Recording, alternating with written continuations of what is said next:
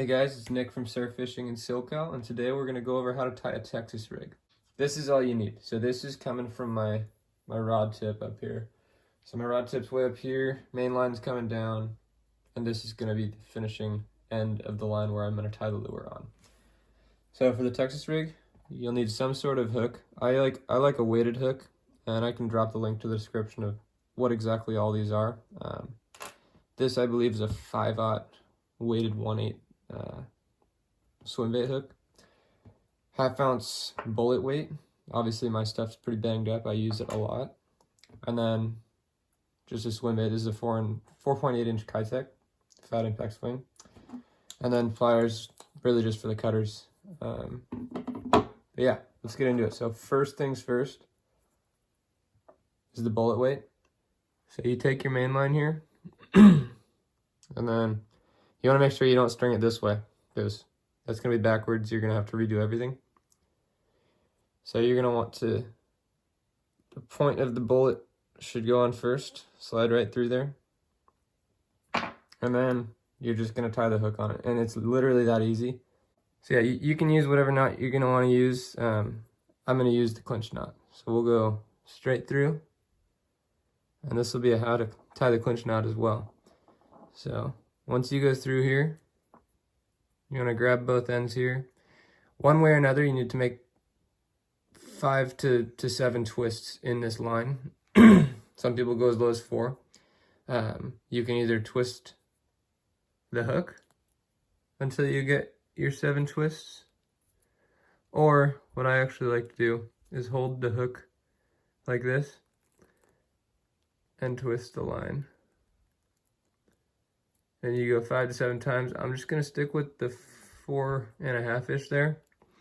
Just because my line's so thick, and I do want that bullet weight to be able to sit nicely on this edge here, because the closer that bullet weight can sit to the lure, the more weedless it's going to be.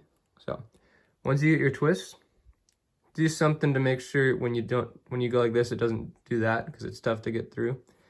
So if you hold it steady right here, bring this guy through that, and then all you do, clamp both of these down. And when you pull, a lot of guys get this confused, you don't pull from this to here. The tagline should not really be any pressure applied there. You should actually be pulling from the hook to the main line, but you want to make sure that you hold these together so the tagline doesn't spit out. And you have to start over. So I'm going to pull both of these. You can put a little moisture on them. That helps cinch it down without damaging the line. And then all we're going to do, cinch it down. And obviously this thicker line is tougher to cinch, but eventually it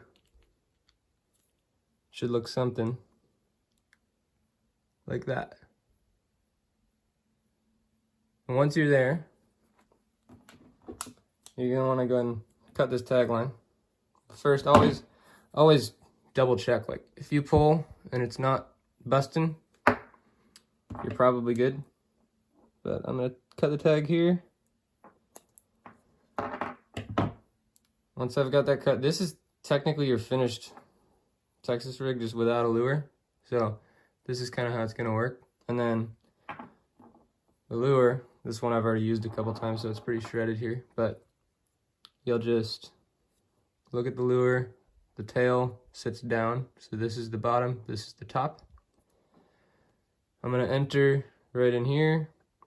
And with these Keitechs and these weighted hooks that I like to use, I like to go all the way to about there, right after the first little scrunchy thingy, first ring. And then I'm going to go right through here. Once I get through that, I rotate the hook. And you see how that, I like how close that sits to the eye of the hook there, because now this sits completely there. A lot of times it'll sit like this, and as little as it looks, as minimal as it looks, that can accumulate weeds if these aren't butt up against each other. So once you get here, you want to line it up to where you see which gap it fits through. And then take this guy, go right into that gap, and it should come out right up top there. And this is your finished Texas rig. And by hiding the hook here, this may be the most weedless rig you'll be able to use anywhere, especially in the surf. Yeah, that is it. That's your finished Texas rig. And my next video, I'll show you how to surf fish with the Texas rig. So stay tuned.